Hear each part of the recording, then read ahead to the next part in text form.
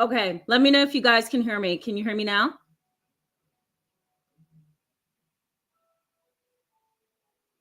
Okay. I don't know what's going on because I wasn't having any issues until I logged.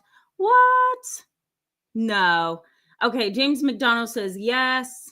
Yes. Okay. So you guys can hear me okay? Wonderful. I don't know what happened. I really don't.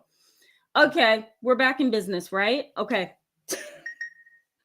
I swear, this has been my entire week. I really don't know what's going on. If you guys, awesome. Thank you so much. I don't know what was going on. I had to restart.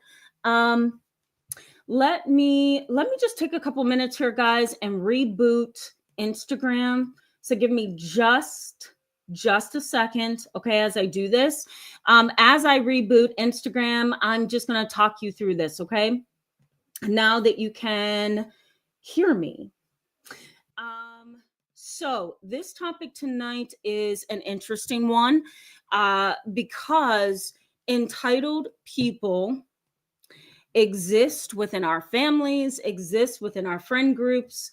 They also exist at our workplaces, right? And even in daily life as we go about our own personal responsibilities, right? So, like going grocery shopping, driving on the road, wherever we go, there's bound to be an entitled person. So I know, right, guys? Okay. Thank you, Phoenix. Phoenix says everything is good now. Okay, wonderful. Good to hear that. Thank you. It just looks like Instagram is really being difficult here. So bear with me. Here we go. Okay. Let me type them a brief message. I'm going to say, welcome, everyone. Come join me on my channel for a community experience. Okay. So the psychology of entitled people, I think we're going to be able to relate to this in many respects because they're everywhere we go. I see them almost every day, whether I'm going to work, I'm going to the office, I am in my office, overhearing a conversation in the waiting room, or something happens on the phone with my assistant, or I could be calling to make a payment for one of my utility companies. I could be going to Starbucks and I see somebody in line who's entitled. It's really difficult to deal with these kind of people. And it's even more difficult to deal with them when they're a part of your family, right?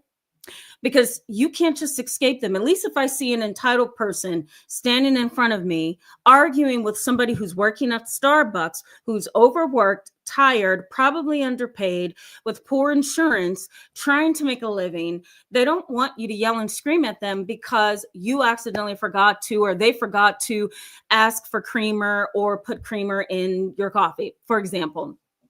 And there was an incident at Starbucks, but I'm not going to talk about that. There was an incident this week. It was just awful. I was sitting in Starbucks and I'm doing some paperwork and I'm just looking and I'm like, this can't be happening. And that is literally when I started thinking, you know what, I think I should do a video on this topic. But they're everywhere, entitled people, right? But at least you can escape that Starbucks person or that person who's yelling in line because, they're waiting too long according to their own time schedule. You can avoid them, right? You can kind of say, okay, goodbye. You're out of my life. But when it's your family, right? When it's your family, if it's somebody that you're married to, somebody that you're dating, somebody that you're in a relationship with, how do you deal with that, right? Do you succumb to their entitled disposition? Do you put up your boundary and say, you know what, we're not doing this. This is the wrong place to do this? Or do you say, okay, I'm going to give in to some of your requests, not all of them. I'm going to give in to some, not all. Or do you just completely go no contact, block their phone number, don't talk to them on social media, have nothing to do with them ever again? Those, that's your decision, right? Whatever decision that you choose. But it's a lot harder to deal with an entitled parent, an entitled sibling. I did a video, I think it was last week, a live chat on siblings who are like this, problematic, difficult siblings, right? If you have an entitled sibling, life is going to be difficult. And that entitled sibling has been most likely conditioned over time to become the entitled, greedy, selfish individual that they are. you know? And it's not easy to just say, wait a minute, we were raised in the same home, we went to the same schools, we had the same experiences, we have the same parents. What happened with you, right? The entitled sibling. And it's really not easy to pinpoint where that comes from. Now, some of the research on entitled, greedy individuals within families suggests that there is a biological and environmental influence here, that a child can be born with biological traits, with genes, right? A temperament, an attitude, a disposition that is kind of self-serving, needy, and clingy. But then there's also an environmental piece, because as your sibling, let's say you have a sibling like this, they're developing over time. Their behaviors over time, their attitudes over time, their thoughts about themselves, their disposition in the world can either be discouraged, right, by the parent who is raising them, or it can be fostered and encouraged. And I see this a lot in my practice. Very disrespectful, angry, hostile, self-serving, entitled kids. Thankfully, I don't see it a lot, but I do at least probably see about 3 a week. And it's difficult because the parent is crying, the parent is, or the sibling who is not entitled is crying and begging for a relationship and wanting to know how to appease that entitled sibling or that entitled child. And it's not easy. Now, let's say the tables are turned and you have entitled parents. What do you do with those kind of parents, right? It's hard because an entitled mother and father who's very insensitive, and we're going to get into this in just a little bit, the key word for parents who are entitled is deservingness. That's really the key word, deservingness. I deserve. When I hear the word entitled, I think deservingness, that at the core of who you are, you really and honestly do believe that you are entitled, that you deserve something because you breathe. And that is not how that goes, right? So let's say, for example, you have an entitled mother who feels like she deserves your time and affection and your energy, maybe deserves to see the grandkids every day or every time she calls to get them for the weekend, right? Maybe to a certain extent, she feels like you should be spending your money on her and helping her and, whatever, right? That entitled parent that has that attitude of I deserve can be extraordinarily draining. And especially if that attitude of deservingness, I'll put it that way, from your parent is welcomed from you. Because sometimes, like myself with my own mom, I feel like, Mom, you deserve everything because you've done everything for me and you've done everything for my siblings. But in other situations where that's not the case, that disposition in a parent can be a very much a turn off. It can be a big, you know what? I'm not going to do this anymore. I'm done. You're draining me. So I want you to think of entitlement as we go through tonight's live chat. You want to think of it as exaggerated feelings of deservingness. I'm going to get into some of the terminology right now. You want to think of entitlement as an exaggerated feeling of deservingness, life satisfaction for entitled people, greedy people, needy people who just want, right? Because they feel they deserve it. We're not talking about desiring to have something because you need it, or desiring to have something because that's where you want to be in life. We're not talking about that. We're also not talking about, striving and being motivated and being encouraged to do certain things or get certain things. We're not talking about that. We're literally talking about exaggerated feelings of deservingness.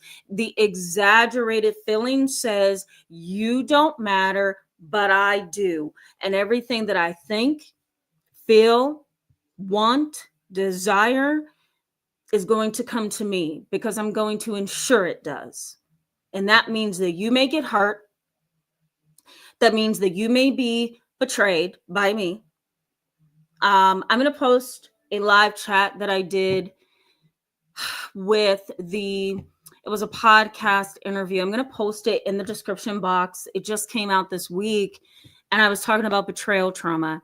So I'll make sure to post it in the description box. And also, I'm going to pin it to the comment section once we wrap up tonight so that you can have access to that podcast. It is about betrayal trauma.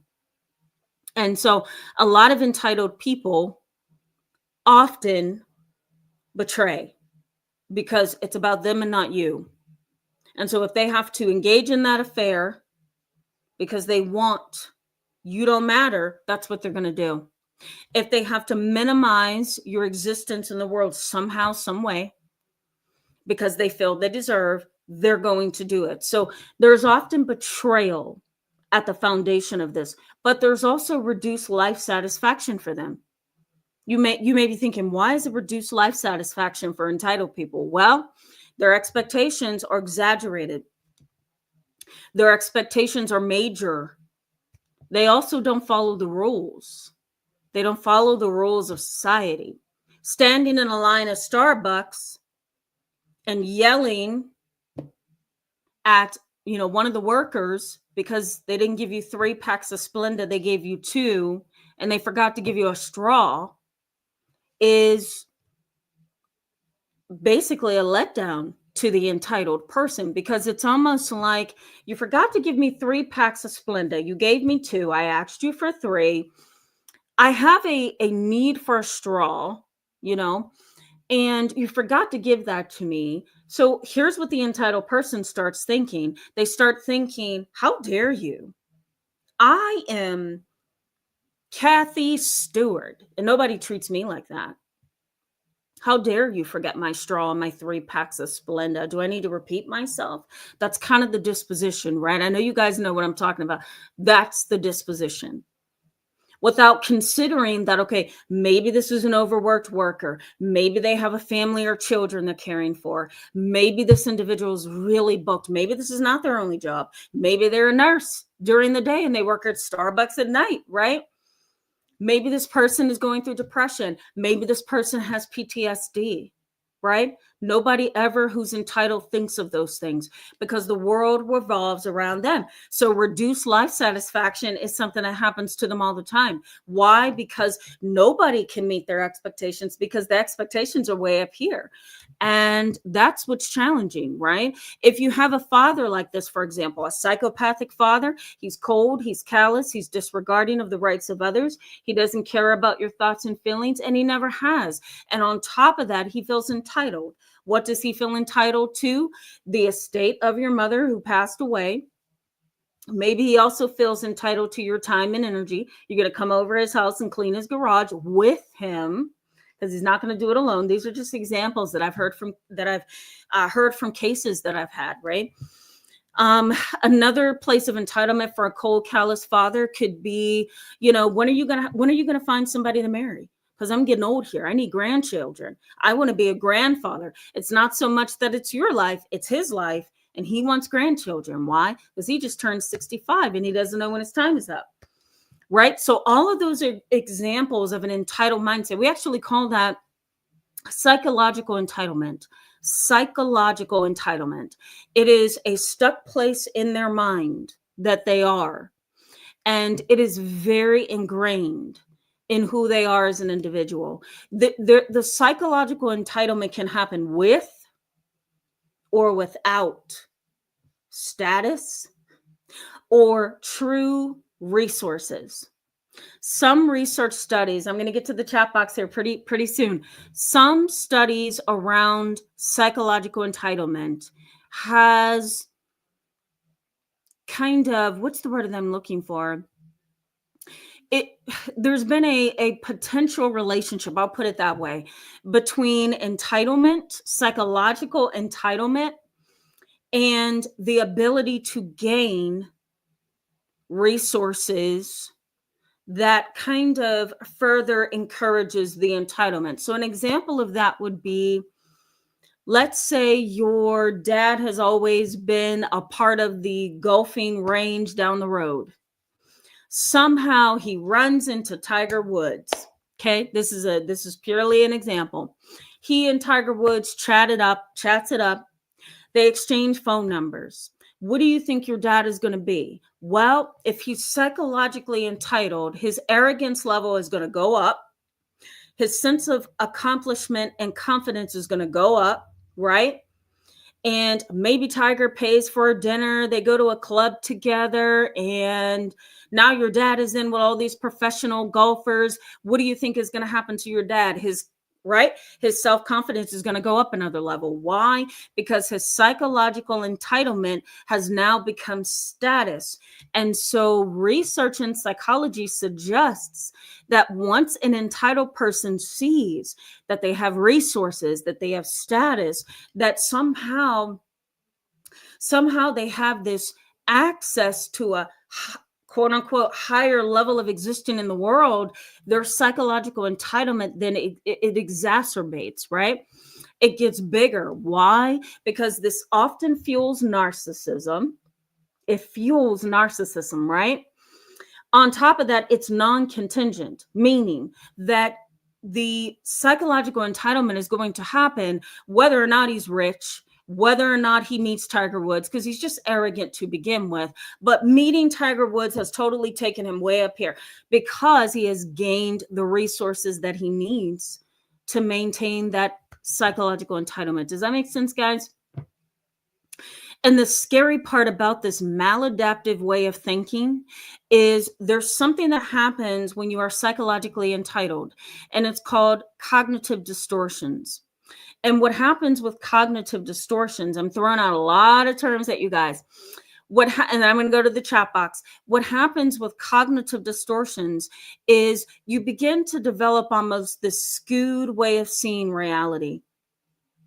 And somehow reality becomes a dream to you, or somehow it clouds, the cognitive distortion kind of clouds your vision of reality. And so for a psychologically entitled father who is arrogant and possibly narcissistic, has run into Tiger Woods, and now he's a part of all these higher class people with money and prestige. And so that only boosted his arrogance, right? And so now he's got all of these things happening in his world, and he's got all of this access, all of this status, all of these resources that he's using, and it skews his perception of reality. And he begins to think that he's bigger than he really is, right? And so in tonight's live chat, I'm going to highlight for you guys what are the common behaviors and how this impacts you over time, because you're going to be impacted, whether this is a friend, a parent, a family member, a coworker. It can even be a boss, right? Entitled people are difficult to deal with. Let me also add one more thing before I go to the chat box and engage you guys, talk with you, welcome you, all of that good stuff. Let me also say that psychological entitlement is really erroneous thinking about yourself. It's erroneous thinking about the self, and it's kind of like this ingrained attitude that I have the ability to influence. I have the ability to skew things and maneuver things and control things, whether that's reality or not. It's in the conscious awareness of that entitled person that they believe they have the power to influence. They may be charismatic, they may be able to advocate for themselves, and they may also have really strong beliefs that they can kind of coax and persuade other people into. And that kind of boosts their psychological entitlement, doesn't it? Especially when they're charismatic, they're well liked, they are very much able to be advocates for themselves, and they have very strong beliefs and views, often political, often religious. And so when you bring all of that into focus, right, it's like, oh my God, I've been dealing with this huge narcissist all this time. Let me also say, before I go to the chat box, that before I go to the chat box, let me also say that research suggests that, you ready for this? Psychological entitlement is not the same as narcissism. What? I know a lot of you are probably like, what the heck did she just say? Research suggests that psychological entitlement is not the same as narcissism. Okay. So when I was going through some of the research, I'm like, oh my God, how am I going to separate this for them? You know what I mean? So here's the way that my mind interprets it. Okay. Psychological entitlement, narcissism. Psychological entitlement is a personality trait. It can be a very firm personality trait. However, narcissism is very much developed and molded over time in an individual, right? An individual is actually made into a narcissist depending on what's happening in their life, depending on reinforcement, depending on how they've been rewarded for their very arrogant disposition, right? It's made. It's made over time. Psychological entitlement can vary. Psychological entitlement can happen in this situation, but not in this situation. Narcissism is constant. It happens commonly.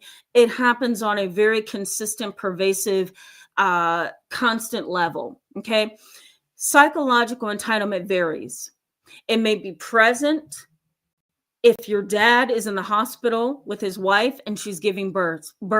His psychological entitlement says we deserve the best hospital room. We need the best doctor in the hospital, right?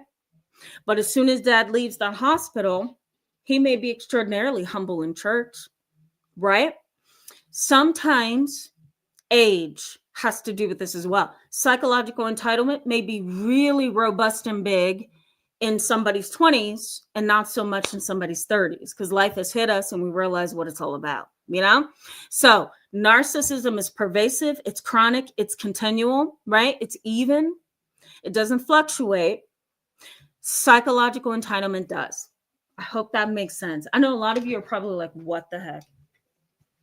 She did not just do that. But NGO, I'm going to put you up here before I score back to the very beginning. NGO, hello and welcome to tonight's live chat, says, can they be both?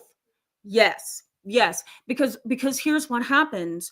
If you have somebody who's been made into a narcissist over time, they can develop psychological entitlement. And a lot of times, you ready? Because this is really discouraging for me. A lot of times we don't have psychologists or therapists who are well trained.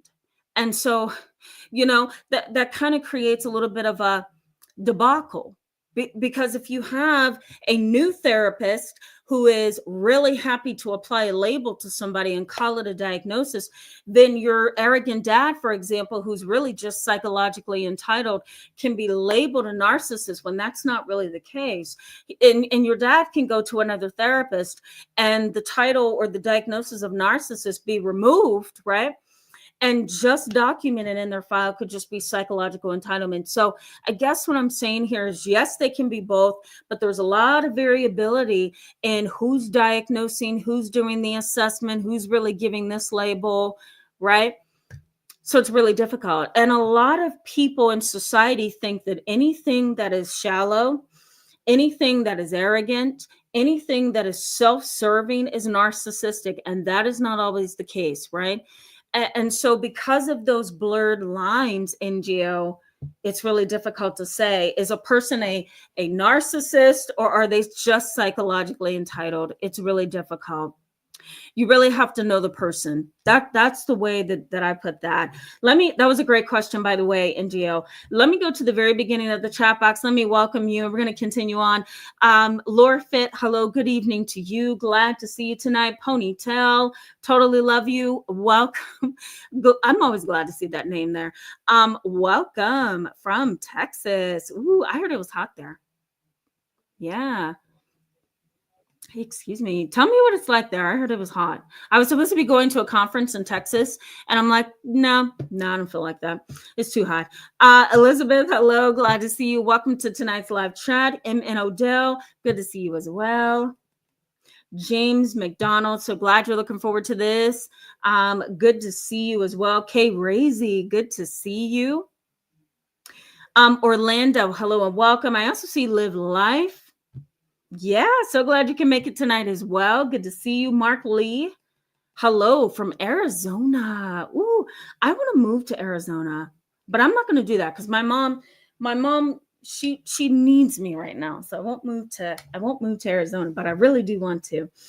Jasmina, hello and welcome. Good to see you. Thank you so much for telling me guys about the sound. We're back in business, right? Phoenix, good to see you as well. Fifi, LaFleur, and Jeremy.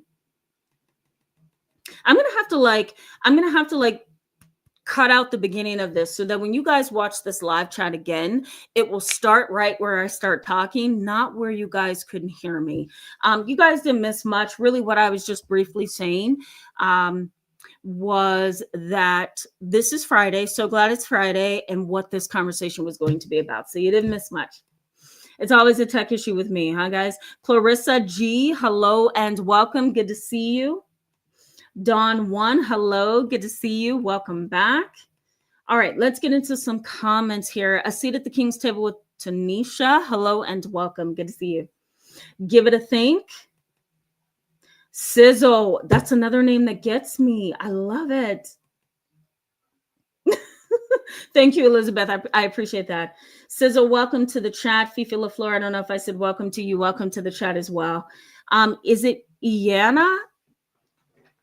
That's a hard one. Forgive me. I probably said that wrong. Leanna, Elise, or Alice. Correct me on that one. Hello and welcome. Good to see you. I don't remember you, so welcome. Welcome to the channel. Good to see you. MS, I see you as well on here. Good to see you. All right. I am looking for comments here. Jessica J, you are not late. You missed all the tech issues at the beginning. Hello and welcome. Good to see you. Okay. Curl Sky, hello, welcome. Give it a think says, I finally understand entitled people as basically wearing a sign that says exclusively problematic, and I run the other way. This is the best comment, and I'm so going to star that in the chat box. I agree so much. Excessively problematic. Not only, give it a think, are they excessively problematic, but they house exaggerated feelings of deservingness. Can you imagine, following somebody around from beginning to end of their day who is entitled? Can you imagine what they do? They drive like they're entitled. They push around people at work like they're entitled. After work, they go to the grocery store, the bar, or a restaurant, and they're entitled. They treat their family like they're entitled, right? So you're really, and honestly, if we kind of take off all the layers of what we mean by entitled, it really just boils down to a bully, because that's technically what you're being, right? A psychologically entitled person is going to demand proper treatment, demand your time, demand your energy, your mental space, right? And some people, quite frankly, do not mind demanding these things from you. And that's what makes them psychologically entitled. But I very much agree with that. They are excessively problematic. I very much agree. Very much agree with that. Honda, hello and welcome. Good to see you in tonight's live chat. Hold on, guys. Let me fix this. I feel like I'm out of... Here we go. I feel like I'm out of range. Is that better, guys? Let me know if it is. Honda says, narcissistic psychopaths are entitled to do what they want, and no one is allowed to question what they do. Yeah, if they're a narcissistic psychopath, they may actually just simply be a narcissist. They may be a psychopath, or they may be psychologically entitled. It's really hard to kind of divvy up things like that diagnostically. But, if this was a person that I saw for therapy, I would want to rule out just psychological entitlement. Are you just entitled? Or are you incapable? And if you're incapable, that means you're a narcissist. And that means that you're also possibly a psychopath, right? That might be a good way to think of this. Elizabeth says, my neighbor is quite entitled. I know it is a boring topic now, but I see no chance that I'll ever move. So wondering if I'm stuck in this. I think that's what you mean. I don't know, Elizabeth. And I remember us talking a little bit about your neighbor. I don't know. That's a hard one. I'm sorry. I wish I had the answers for you on that one. Thank you, Mark Lee. I really appreciate that. Thank you. I don't feel like that today. That's for sure. Curl Sky, hello. Back to you. I think I welcomed you. Anne of Hearts, hello and welcome. Good to see you. Thank you for that. Okay, bear with me, guys. Yeah, Kay Razy says it's difficult being stuck in the house with them. I agree. I agree. Oh, yeah. Okay, bear with me. Bryn McDonald, hello. Haven't seen you in a while. Good to see you. Bryn McDonald says, core memory of mine was when my stepmom threw or poured water over an amusement park worker because he said she couldn't bring her bottled water. She was screaming at him, making a scene. So embarrassing. Yeah, it is embarrassing. It really is. Because I honestly, when I have clients come in and they talk to me about being psychologically entitled, the first thing I say to them is this: you really don't want to continue that behavior because it doesn't make the other person look bad. It only makes you look bad. And then you develop over time this tag or this label that you are rude, non-compliant, right? That the rules don't apply to you. And sometimes that behavior gets you absolutely nothing. Sometimes humility gets you way further than being psychologically entitled. And once you become psychologically entitled and you start doing things, Bren McDonald, for example, like your stepmom did, getting upset and lashing out on other people, really what it does is it categorizes you, right? And then it causes the other person to become defensive. And so whatever you originally wanted, that could have maybe been worked out is not going to be worked out because now you've been so arrogant and haughty and psychologically entitled that they're really going to put their foot down now, right? And so sometimes I have to have those kind of conversations with my clients where I'm like, that's not going to work. And you probably should stop doing that because you're only hurting yourself. You're not hurting them at the end, James McDonald says, I had entitled family members who would do whatever pleased them, such as waking you up by blasting music, TVs, raising their voices. Absolute nightmare. Oh, I hate that so much, right? Oh, I hate that. It's like, can't you be a little bit more, self-conscious and consider other people? Sun and Sunflowers, hello, and welcome to tonight's live chat. Sun and Sunflower says they feel entitled to your time and make demands and get enraged if you say no. Yes, it was an absolute emotional roller coaster. I had to let them go. Yeah, sometimes you do, right? Consider that a no to an entitled, psychologically entitled person is really like a slap in the face for them because psychologically entitled people are status seekers.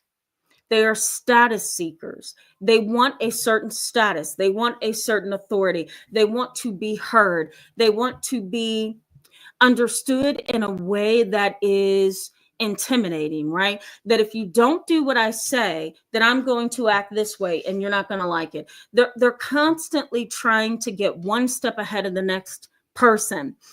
And to me, that is a problem. It's a problem. You have to be able to bend in life and be flexible and be able to understand the rules and the boundaries of society and relationships. But psychologically entitled people, as we all know on this channel tonight, are really difficult because they think the louder they scream, the more they're going to be heard. They're also, again, status seekers who, if you try to put them back in their place, they are going to bite you. Because they want this status. They don't want this status. They want this status, right? It's horrible. Orlando says it looks like there's a little bit of lag with my camera tonight, and I don't know why. I'm sorry, guys. Orlando says another confirmation video. That's good to know. Very good to know. How did you put it, Orlando, in the last live chats? I think you said, the more I'm on here, I realize that I am normal. Oh my God. I just thought that was the funniest thing. I saw it again the other night. Gary Bennett, hello and welcome. Good to see you tonight. I hope you're doing well. Okay, bear with me. A few more comments and then we're going to jump in. Yeah. Honda says dark empaths are entitled to withhold any type of resource given to their control. Well, Dark empaths are interesting because consider it kind of like there's a race between three personality traits. The dark triad, right, usually has Machiavellianism, which is this internalized desire to create some kind of chaos, problem for somebody, and see it work in a way that makes them feel like, yeah, I got what I wanted and they got what they deserved, right? So Machiavellianism is in there, narcissism and psychopathy. Um, so sometimes psychological entitlement can fit in there somewhere. I'll put it that way, just to give it a short response to that. Girl mom, hello and welcome. Glad to see you in tonight's live chat. I'm just going to put your comment up here for people to see. All right, bear with me as I look through the chat box here. Bryn McDonald says, could you provide examples of an entitled sibling in childhood? Well, an entitled sibling in childhood can be anything from you're going to play with me or I'm going to force you to play with me to sexual abuse. I want what I want and you're going to do what I ask you to do, right? Or children who are manipulative and are going to control as much as they can. Believe it or not, I've had kids that I've had to correct many times in therapy because they have tried to manipulate me. About 5 or 6 years ago, I don't think I was, well, yeah, I was in private practice. I was in private practice, but I was also providing therapy in a hospital and therapy in a group practice. So I was a little bit overworked, but this kid kind of almost fell through the cracks with me because I liked him. He was 10 years old. He was the cutest little guy. You know, he was adopted into this really wonderful family. He just had a lot of blessings that came his way from this adopted family. Loved him. Strong-willed. He was a smart boy. He was funny. We would laugh all the time in sessions. He would ask very insightful questions. I actually thought he was on the autism spectrum, more at the Asperger or higher functioning side of things because he was just so intuitive. But here's what's interesting. I really do believe that psychologically entitled kids, kids who kind of have a little bit of a narcissistic edge to their character, they're often controlling. They're often intelligent. They're often manipulative. They're also often very self-aware. So they watch adults. They know what they can and cannot do. They are very sneaky. And they're also able to get over on adults because they know what adults want to see. Does that make sense? And so this little boy shocked me. Okay. He was accused of having sexually molested a sibling. He claimed he didn't do it at 3. Okay. He was a touchy-feely kind of a kid. But I think he saw some things that wasn't good. And so seeing things taught him things. Well, anyway, he was a very smart child. So about 3 or 4, you know, he was touching inappropriately with another child. Then at 6 years old to 7 years old, he was also touching another child. And then here, you know, at this time he was 10 and he was also touching another child inappropriately. Where he almost fell through the cracks is and this is for you, Bryn McDonald, he clearly knew that his behavior had, number one, been repetitive over the years, that it had been inappropriate, that if his parents found out, he would be in deep trouble.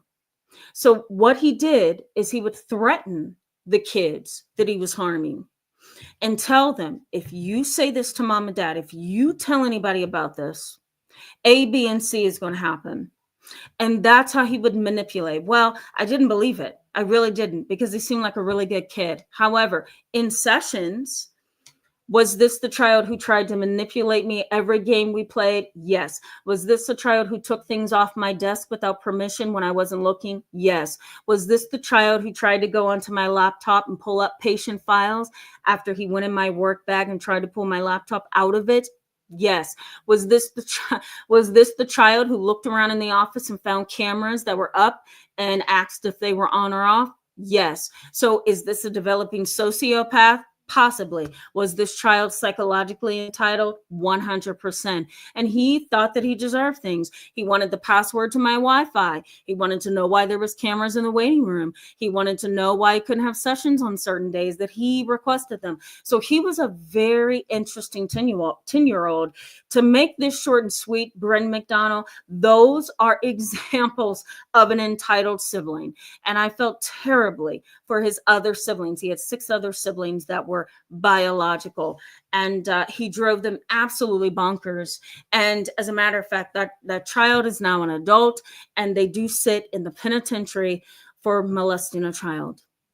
So that's how that turned out. And part of the problem was psychological entitlement. I'm entitled to do what I want to do. I'm entitled to disregard my therapist. I'm entitled to touch the children I know I'm not supposed to. And by the time he hit adult age, he felt entitled to have a relationship with one of his students. So there you have it. Now, do all kids end up like that who have psychological entitlement or some kind of sociopath traits? No. But some do, right? There you go, Brett McDonald. Those are examples from my own clinical experience. Jessica J says, are entitled adults formerly spoiled or neglected children? Well, I think it's both. Trauma, if we go down the road of trauma, then we can say possible neglect caused some of the psychological entitlement. We can also go so far as to take a psychodynamic view of this and say, as a child, there was so much trauma and pain that now that they're an adult, they're kind of compensating, because now as an adult, they want everything. They couldn't have the shoes that they wanted and the clothes. They couldn't go to the best schools. They were in poor neighborhoods. They didn't get a chance to have friends as children. So what happens? Well, that trauma, that neglect, possible abuse has now followed them into adulthood, whoever these kids may be. And so now they are compensating by acting arrogant, being pompous, trying to get their way, seeking status, right? All of those things. And let me just say, spoiled, yes. A child that has everything can become very, very entitled. Okay, one last comment, guys, and I'm going to jump back into the content. Christina LZ, hello and welcome. Good to see you in tonight's live chat. Christina LZ says, hi, Tamara. I hope you're having a wonderful evening. Thank you. I hope you are as well. My stepmom was not so openly self-deserving during the first 20 years of their relationship, but did display over excitement, less opinionated now. Okay. I don't know why that didn't process for me. My stepmom was not so openly self-deserving during the first 20 years of their relationship. Yep. But did display overexcitement, less opinionated now. Did you finish that? I think you did. Hold on, guys. It's total control and covert narcissist. Yeah, it could be. Could be. Could be. I would have to have more details, but I'm gonna go by you. You know her better than I do. So it most definitely can be control and covert narcissism, or guess what? It doesn't have to be either one. It could just simply be psychological entitlement. Psychological entitlement can be so ingrained that it looks and performs like a personality disorder. Does that make sense? All right, guys, let's go ahead and get into the content here, okay? So, common behaviors: lack of empathy, lack of effective empathy. There's cognitive empathy and effective empathy. Effective empathy says, I actually can put myself in your shoes and feel or imagine or perceive that something is possibly happening to you. Something's affecting you in a particular way, or something is bound to hurt you in this way, right? That's effective empathy. Cognitive empathy is a little bit different. Cognitive empathy says, I understand it, but I may not feel it. I understand it. It makes sense. It clicks, but I don't feel it. Okay. So a psychologically entitled person can have both, right? And sometimes their empathy, again, can vary, because if you're psychologically entitled, that's a variable state of being, because you can be entitled at church and not so entitled after you just got into a car accident. You have to pay so many thousands of dollars to the other driver. Excuse me. So psychological entitlement varies. So they can appear somewhat empathic, right? And they can also have cognitive empathy. But on the flip side of that, most psychologically entitled people do not have empathy. And that's why they can be so psychologically entitled. They have exaggerated feelings of deservingness because of not having empathy. So they have a lack of empathy. They also have unrealistic expectations of other people. You know, if I snap up here, you better jump up here. If I snap down here, you better bend down on your knees, right? And if you don't, then we're going to have a problem. So their expectations are often way up here. And as a matter of fact, some of the kids that I do see for therapy in my practice now, sometimes the parents are more psychologically entitled than the kids. And the kids sometimes come into therapy like, oh, I'm so tired, because not only did mom have me at baseball practice at 1 p.m., took me out of school early, sent me to baseball practice at 1, then I had dance class at 3, then I went to the gym at 4 because my dad wants me to work out and get healthier. Then we had to eat dinner. Now I'm in therapy. Then when I go home, I have to do homework. And you can literally see that their life, sometimes the kids that I have, their lives are built around the psychological entitlement of the parent, that all of this belongs to me kind of mentality. And if I have to break you down as my child, and you know, if I have to just put you through this to get what I want out of you, then I'm going to do it. You know, it's kind of the idea of the parent living through the child, right?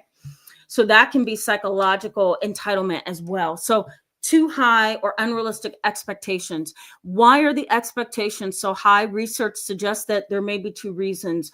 One is a sense of self-importance. If we do all of these things, or if I say that I'm entitled to the smorgasbord of opportunities, then I'm going to be at a certain status, right? Keep in mind that psychologically entitled people seek status. That's what they are. They're seeking status for the most part. And so there's self-importance in here. And there is also no accountability at all. There's often rejection of criticism and rejection of constructive criticism. A psychologically, a psychologically entitled individual feels if you critique them, if you critique them, then you are saying something is wrong with them. And if they have exaggerated feelings of deservingness, they are most certainly not going to take criticism from you, because they deserve in their mind to be treated as if they are of a certain status. I'm sorry, guys. Let me get a sip of water. I apologize for that. But they can't take criticism. Now, if you sit a parent like this down, or an individual, a sibling, somebody you're in a relationship, whoever, and you say, I just don't know where this is coming from, but I feel like you talk down to me. I feel like you treat me like I'm some kind of a slave, or I'm some kind of person that's just supposed to give you what you want, but you don't give me anything in return. I feel drained when I'm around you. You suck the life out of me like a emotional vampire. Like I never feel like we are here. I feel like you are here and I'm here. If you were to say that to your parent, your sibling, your boss, your coworker, your friend, if they are psychologically entitled, you're going to get it from them at that point, because the constructive criticism is not welcomed. Status seekers do not like rejection, and they certainly do not like criticism, whether it's constructive or not, you know? And so these individuals tend to blow up in anger, hostility. Sometimes they're diagnosed as intermittent explosive disorder. You guys know what that is. That's when an individual can be triggered like that, right? And they're throwing things and slamming doors and tearing up property and causing damage, and sometimes domestic violence, right? Because sometimes under the surface of all that anger and hostility is psychological entitlement. And if they don't get the treatment that they deserve, right, the treatment that's way up here, then they're going to snap. Most of the time, according to research on psychologically entitled people, they realize that social status allows them or affords them access to privilege, right? Unequally distributed privilege. Unequally distributed privilege, right? Everybody in my group at the golfing range, this is an example from the beginning of the chat.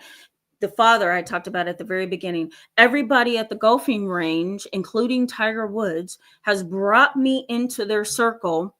And so I realize that I'm privileged because of that. And so I get the best drinks, the best hotel, the best food, the best conversations with the best golfers in the world. And it's unequally distributed, but I'm still a part of this special category. So a lot of status seeking, psychologically entitled people, they want the privilege. They also want a very high level of respect. And that respect is often disproportionate to what they deserve. Does that make sense, guys? The respect that they want is often disproportionate to what they deserve. You deserve this, but you want this, and that is not okay. And they also want admiration. And admiration is status too, right? Admiration, you admire Mariah Carey. You admire the president. Don't get me, guys, those of you who didn't vote for Trump. You admire Patti LaBelle. You admire Sigmund Freud, right?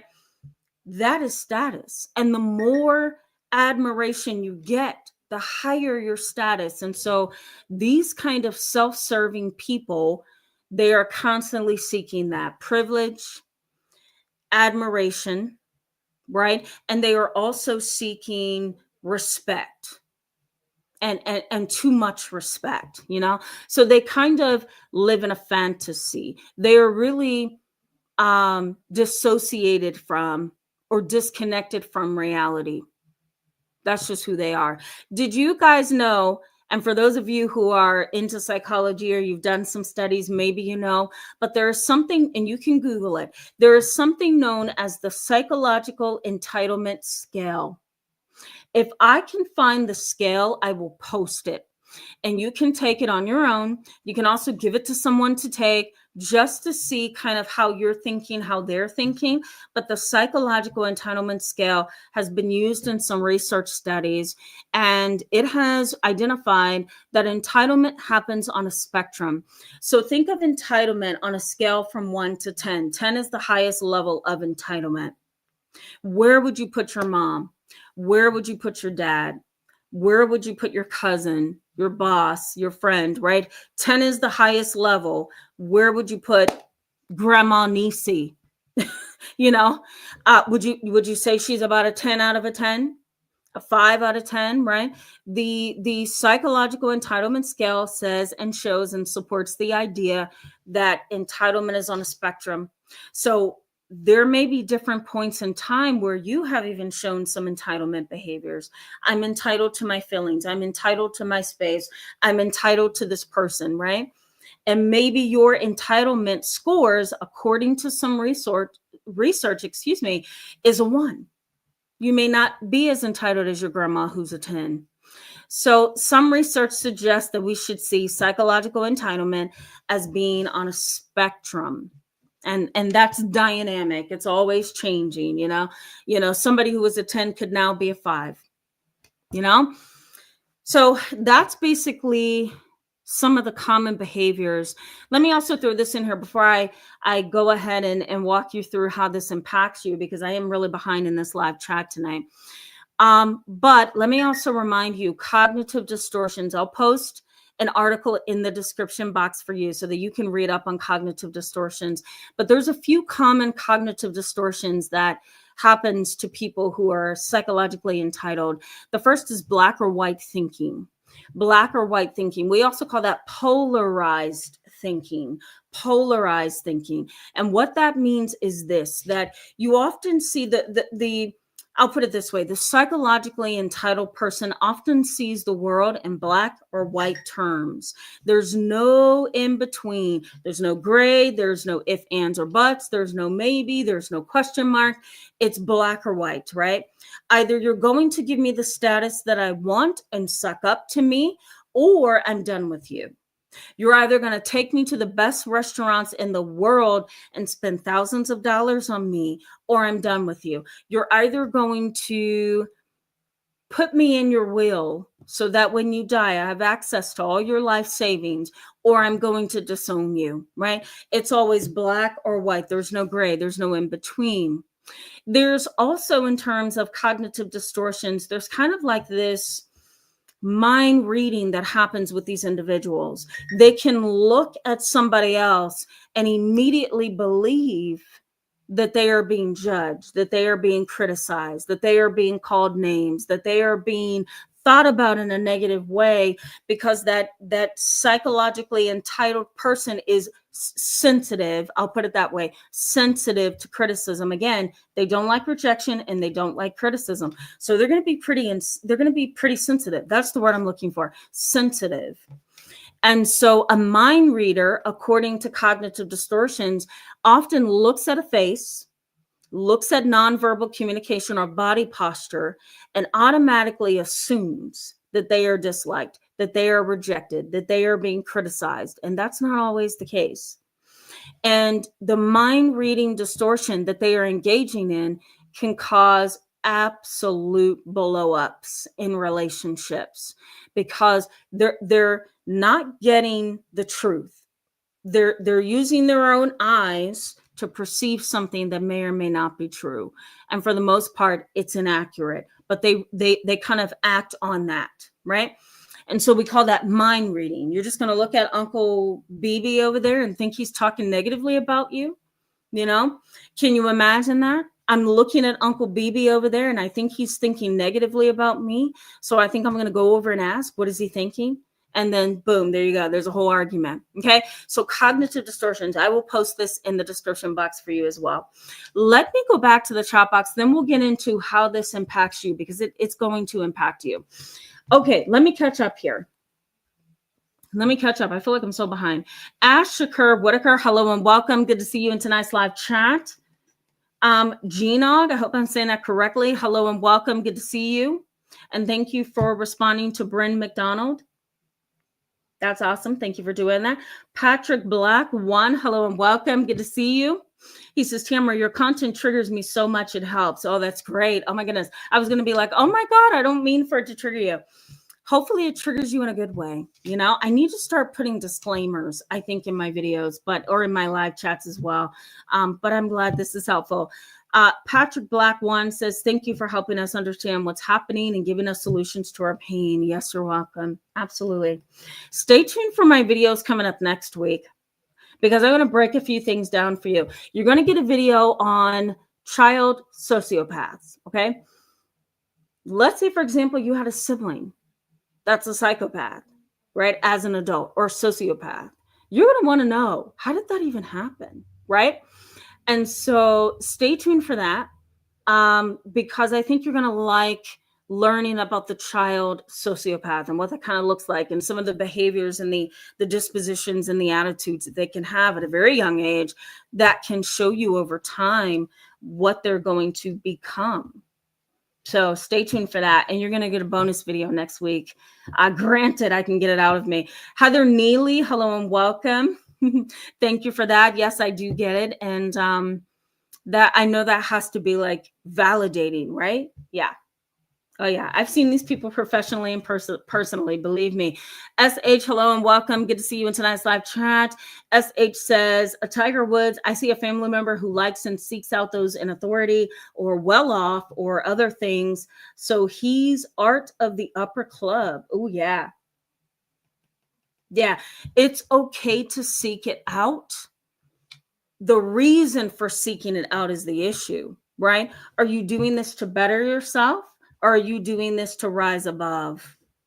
That's something to think about. James McDonald says, as a young lad, my way of dealing with trauma was to dissociate from reality and create a fantasy world for myself that I could escape into when the emotional pain got too much for me. Yeah, thank you so much for bringing that up.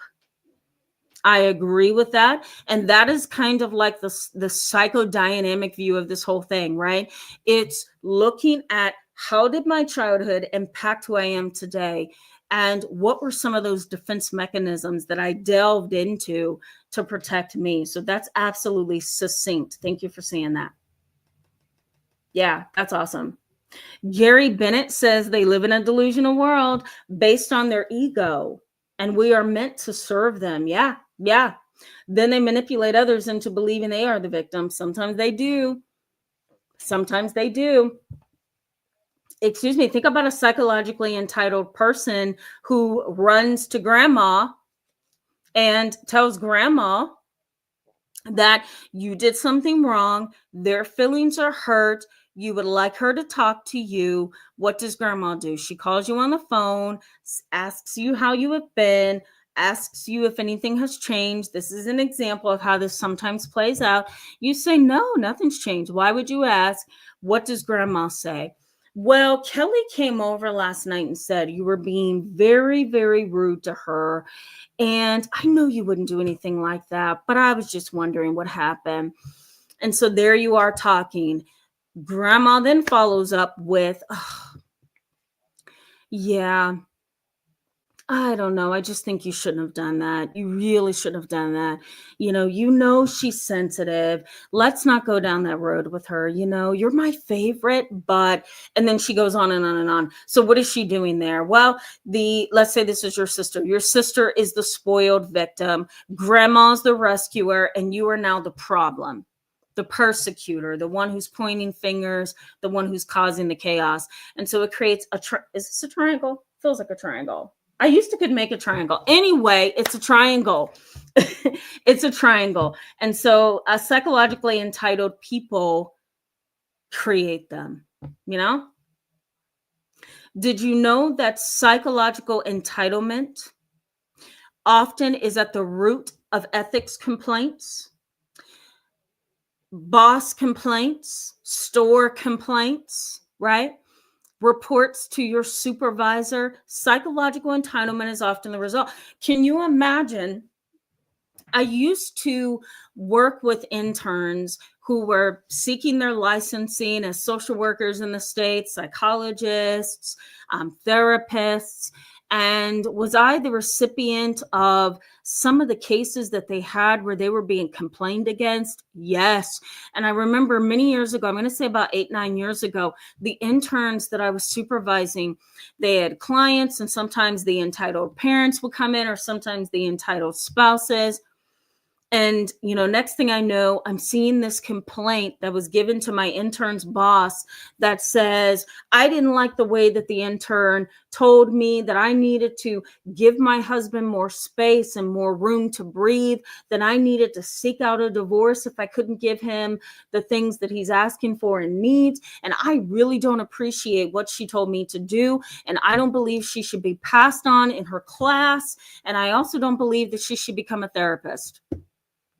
And so I remember reading this complaint thinking, this is so psychologically entitled.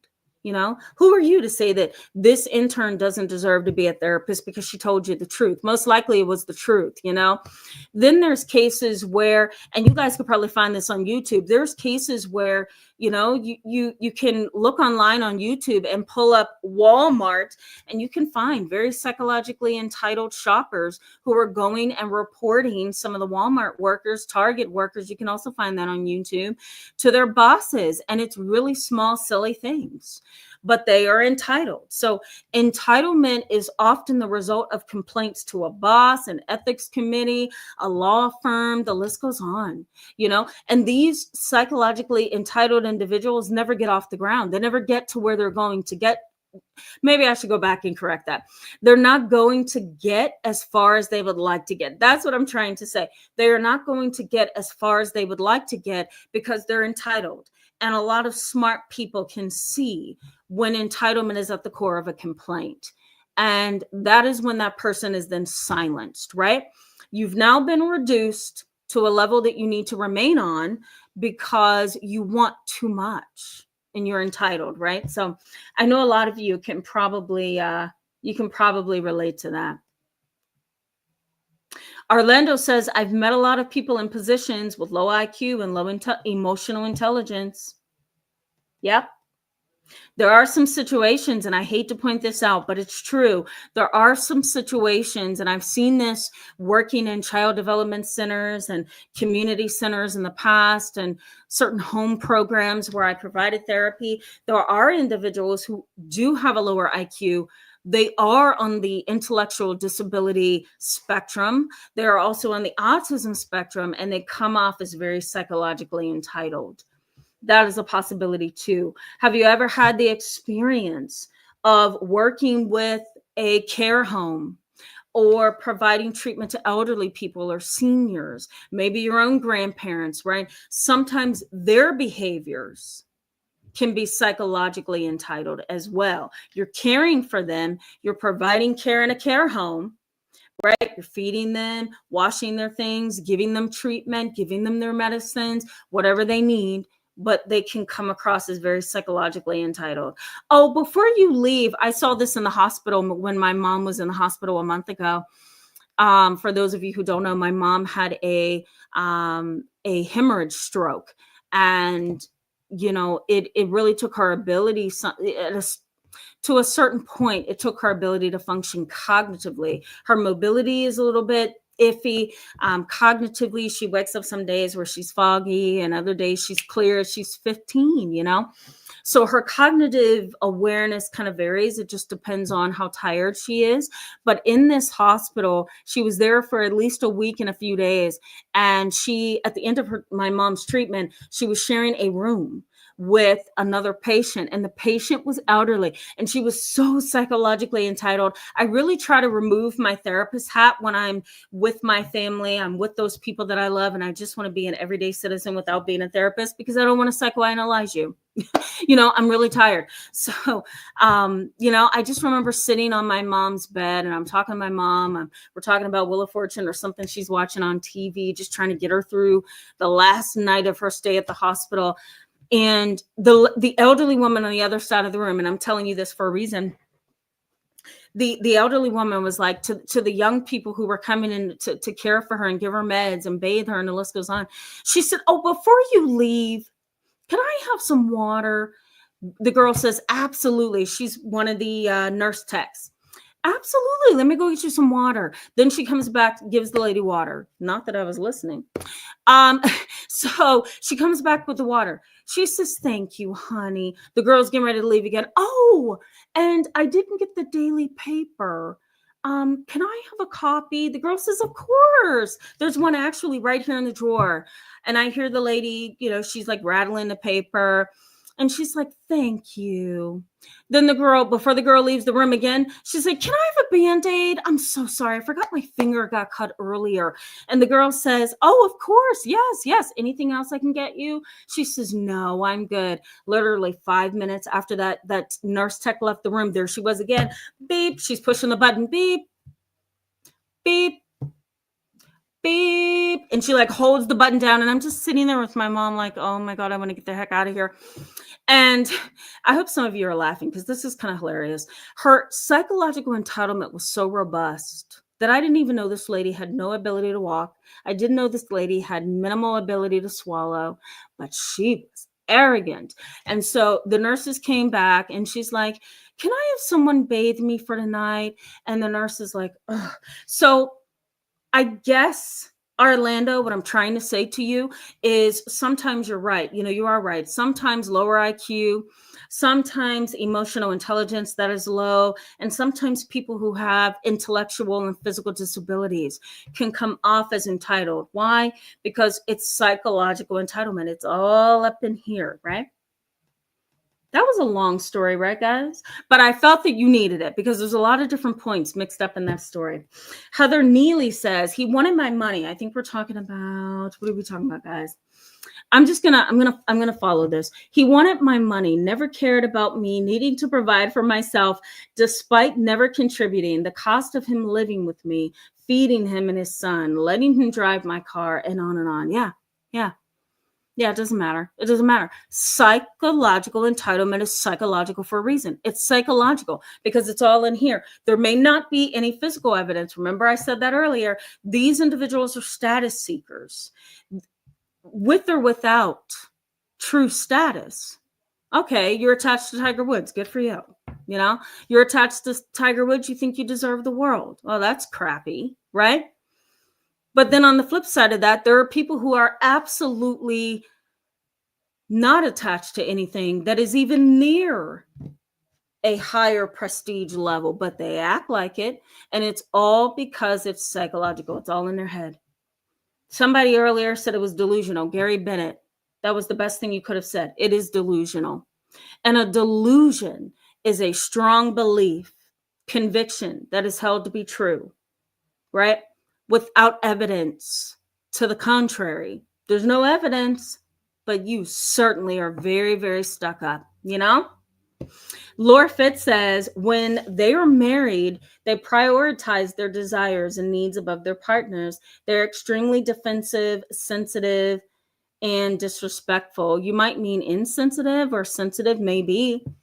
Yeah, they do prioritize their needs over you, right? We all know that in marriages, sometimes the man leads the whole thing, right?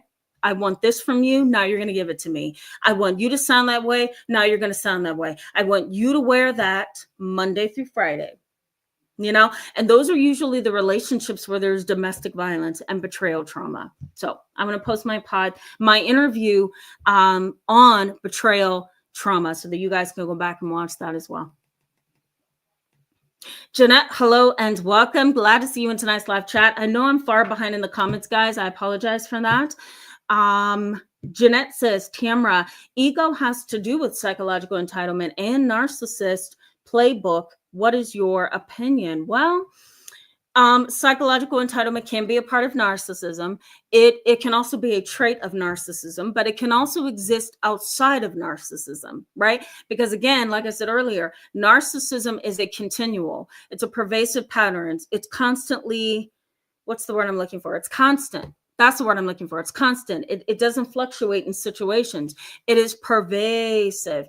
But if we talk about psychological entitlement is kind of like a roller coaster, right? It varies by age, sometimes culture, sometimes your mentality, right? Maybe you're just psychologically immature, but once you hit 65, you're no longer psychologically entitled, right? That could be a part of that as well.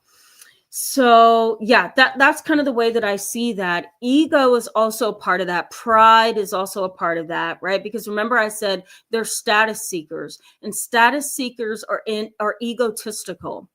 You know, I had an intern back in 2018 when I was working in a group practice, and they wanted to become a licensed social worker. So I was supervising them and giving them all the state hours that they needed to become a clinical social worker.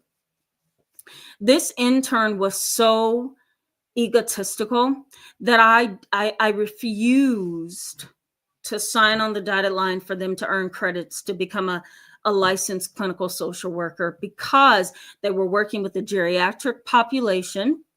They were working with most elderlies or seniors who had intellectual disabilities or physical disabilities. And they were highly, highly arrogant, highly egotistical, and making very poor decisions on the behalf of people who couldn't speak up for themselves. And that was the very first time that I cried when I called my mentor at the time and I said, I don't know what to do, because I want to give this intern the credits that they have earned, but I don't feel right allowing them to go on to become a licensed clinical social worker who is going to be working with this population. And they have made very, very poor decisions. And I didn't sign for them. The intern got into a physical scuff with a senior citizen who was 75 years old because the man said, "You're one arrogant clinician." And, you know, the guy says, "I want you out of my room." You know, he worked in a kind of like a group home as the therapist, and he would walk the floors and provide therapy to the senior citizens and check in on them and things like that. And so, you know, the elderly man, he's like, "I want you out of my room." Thankfully, they had surveillance of this incident. So he says, "You know, I want you out of my room." And so my intern steps out of the room. So he's in the hallway, thank God, because there's a camera. And Grandpa says, "I want to shut this door." And the intern said, "You're not going to shut this door in my face, because I am in power over you. He says, I am the therapist in this dynamic, not you. And that just rubbed me the wrong way. So that same kind of, to your point, Jeanette, egotistical, prideful behavior continued with him.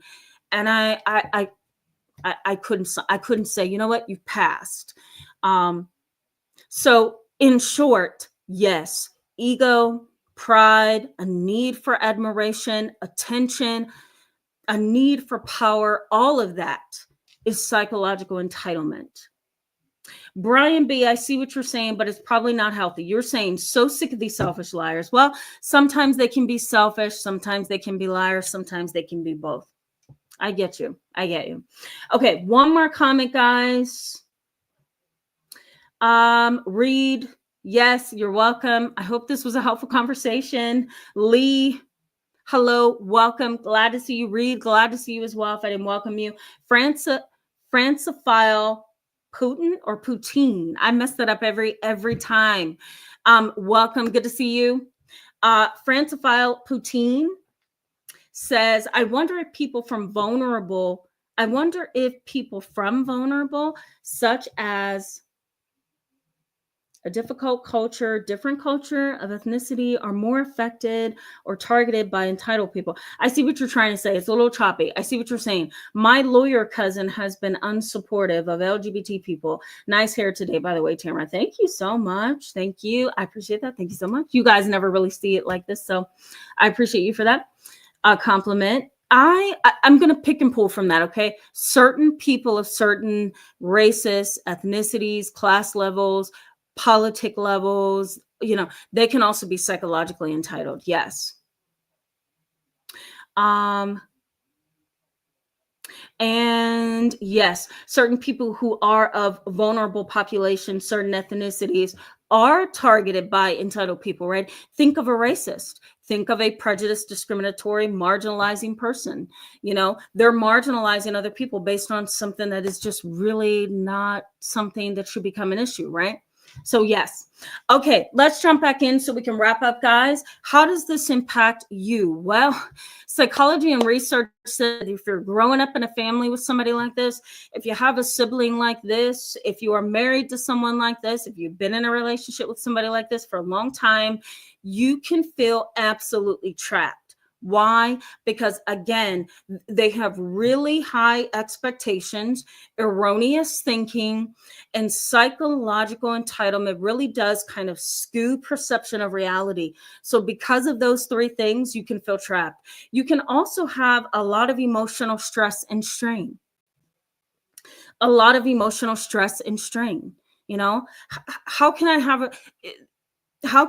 put it this way. How can you have a relationship with somebody who is psychologically entitled and yet you want their time, you want their energy, you want their conversation, you want their presence, right? How can you be in a relationship with somebody like that and have an equal relationship if they are psychologically entitled? It's really going to be difficult because you're going to be doing the catering to them. And so that causes a lot of emotional distress and a lot of strain, You may also find that you are fatigued, you are drained because of their special requests.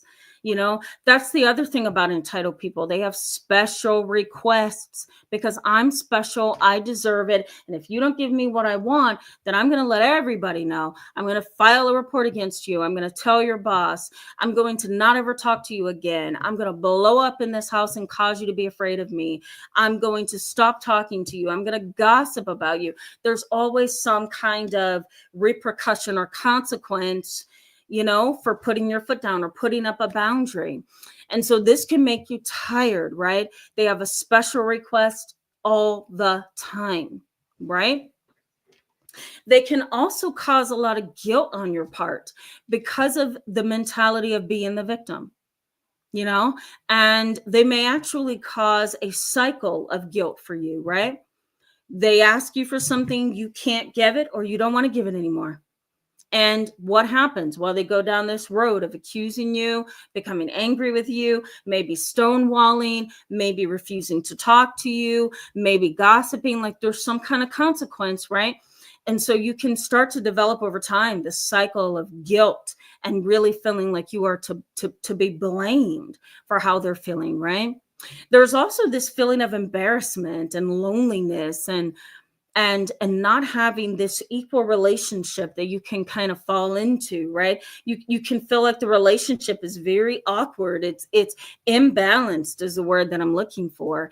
And this can really cause a loss of personal voice on your part, right? Because when the relationship is imbalanced, they're up here, you're here, they're not hearing you talk from this level, right? You're not important to them until you get up here where they want you to be. And so, a psychologically entitled person can often make you feel like you've lost your voice, right? You may also have difficulty setting boundaries with these people. Why? Because if you set a boundary, they blow up. If you set a boundary, they may give you so many chances before they say, you know what, I'm not doing this again. Let's say, for example, you have a very narcissistic and entitled sibling. Your sister scheduled a date with you. You're supposed to grab a movie. You're also supposed to go out to dinner and spend the rest of that night together because she's in town. And anytime she's in town, everybody has to jump and make things comfortable for her. And because of that attitude and because of that family pattern that everybody has kind of gotten used to, you say, for once, I'm sorry, I can't meet up with you. I have a really big work proposal to get done by tomorrow morning, and I really need to be at home by 5 tonight. Your sister may say, oh, that's okay. I don't mind. Oh, I totally get it. Maybe we can catch up next time I'm in town, right? You hang up.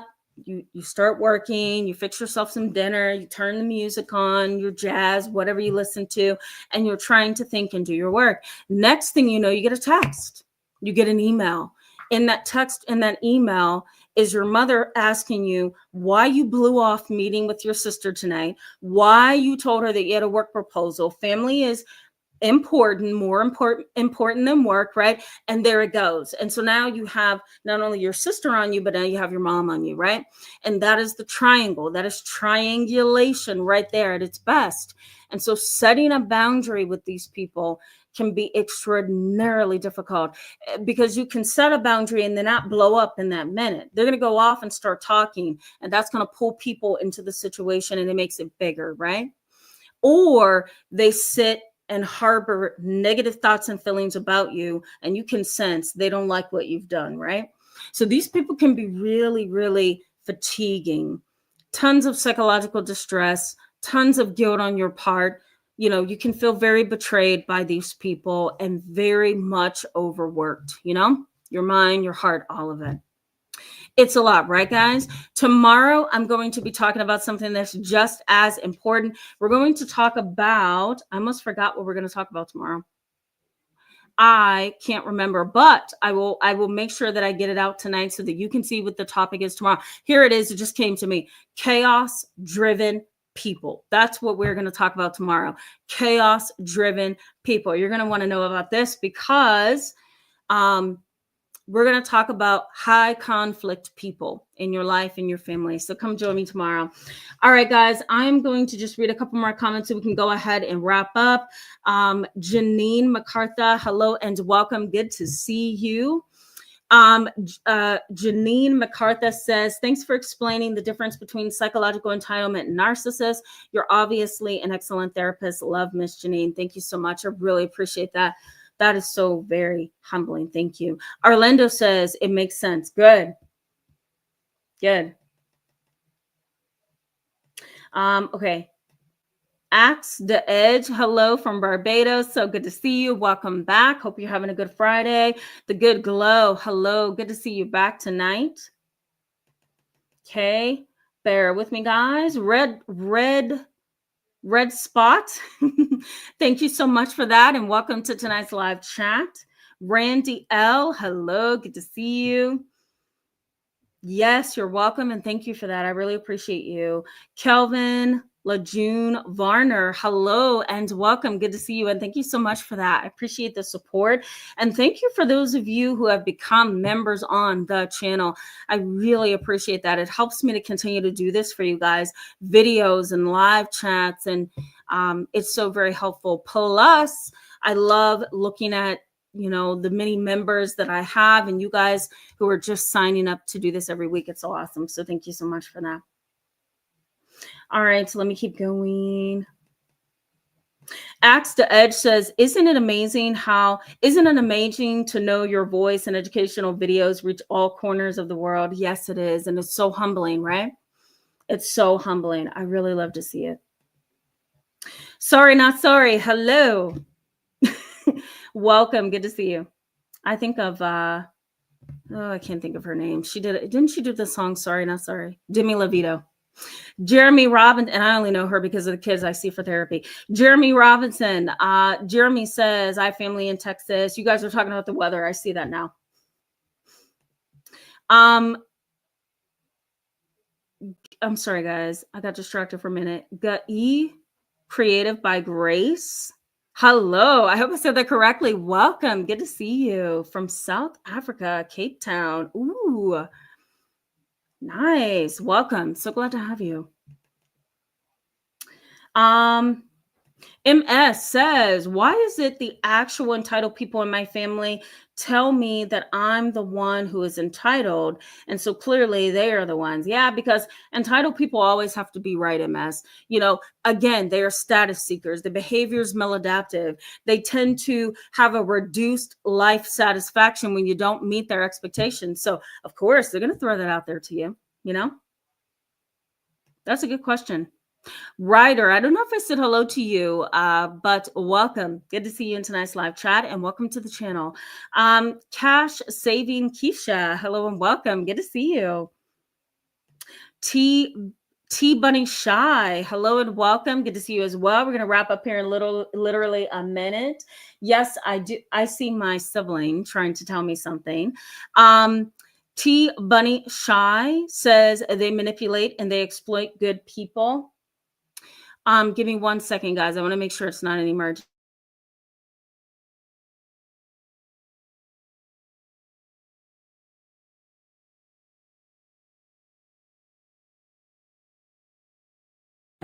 So sorry, guys. We're taking care of my mom. So my mom's here tonight, and I just needed to make sure she's okay. We're going to wrap up here in literally a second. HM says, what if you're microchipped? Oh, goodness. We're not going to get into that. Oh, my God. We are not going to get into that. Ronald Zion, hello and welcome. Glad to see you in tonight's live chat. Starburst, hello and welcome. Good to see you in tonight's live chat. Guys, let's pause here. My mama needs me right now. And I love talking to you guys and seeing you. Kev Dower, hello. Good to see you and welcome. Tomorrow, we're going to talk about chaos-driven people. And I think you're going to love that live chat. So I hope you have a wonderful Friday. I will be looking back at this later on, next 2 or 3 hours. So post your comments in the comment box. And I'm going to make sure that I post the things I told you I was going to post. Okay, guys, even the psychological entitlement scale, if I can find it. All right, guys, have a wonderful night. Bye-bye.